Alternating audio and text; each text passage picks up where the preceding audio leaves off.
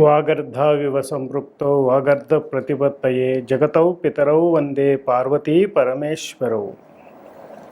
ఆదిత్యాయ చ సోమాయ మంగళాయ బుధాయ చ గురుశుక్రశనిభ్యశ్చ రాహువే కేతవే నమః. ఓం శ్రీ మహాగణాధిపతయే నమః. గం గణపతయే నమః. శ్రీమాత్రే నమః. ముందుగా అందరికీ శ్రీ క్రోధినామ సంవత్సర ఉగాది శుభాకాంక్షలు. మీ అందరికీ ఆయురారోగ్య ఐశ్వర్య భోగభాగ్య ధనకనక వస్తు వాహనాది యోగాలన్నీ కూడా చక్కగా సంప్రాప్తించాలని శ్రీ చాముండేశ్వరి మాత యొక్క దివ్య మంగళ శాసనాలతో మనం ఉగాది పంచాంగంలోకి వెళదాం. శ్రీ క్రోధినామ సంవత్సరం చైత్రమాసం వసంత ఋతువు ఉత్తరాయణం. ఈసారి మనకి ఉగాది మంగళవారం నాడు వచ్చింది.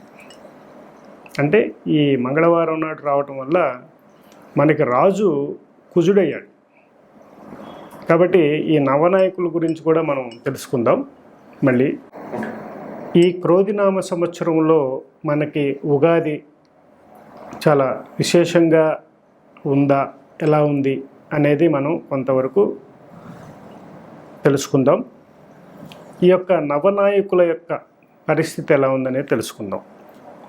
అదేవిధంగా ఈ సంవత్సరం కర్తరి, అలాగే శుక్ర మౌఢ్యాలు, అలాగే నర్మదా పుష్కరం, అలాగే ఈ యొక్క నవనాయకుల యొక్క పరిస్థితి ఎలా ఉంది అనేది మనం ఈ యొక్క వివరణ తెలుసుకుందాం. ముందుగా కర్తరి చూసినట్లయితే మనకి 4 మే 2024 ప్రారంభమవుతుంది.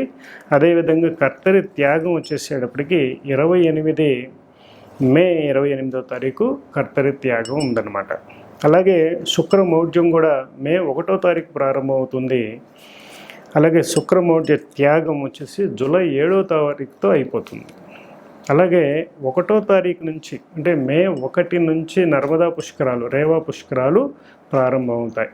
ఈ పుష్కరాల్లో మీరు చక్కగా పుష్కర స్నానాలు, పవిత్ర స్నానాలు చేసి తర్పణాలు వదిలి పితృదేవతల శాంతిపూర్వకమైనటువంటి దానాలు, ధర్మాలు, క్షేత్ర దర్శనాలు, నదీ సంగమ తీర్థాలలో మీరు స్నానాలు చేసి ఈ యొక్క పుష్కర సమయంలో అత్యంత మహిమాన్వితమైనటువంటి ఆ సమయంలో మీరు స్నానాలు చేసి అనేక దోషాలను నివృత్తి చేసుకోవడానికి మనకి చాలా మంచి అవకాశం అన్నమాట. ప్రతి సంవత్సరం మనకి గురువు మారే సమయంలో మనకి పుష్కరాలు వస్తాయి.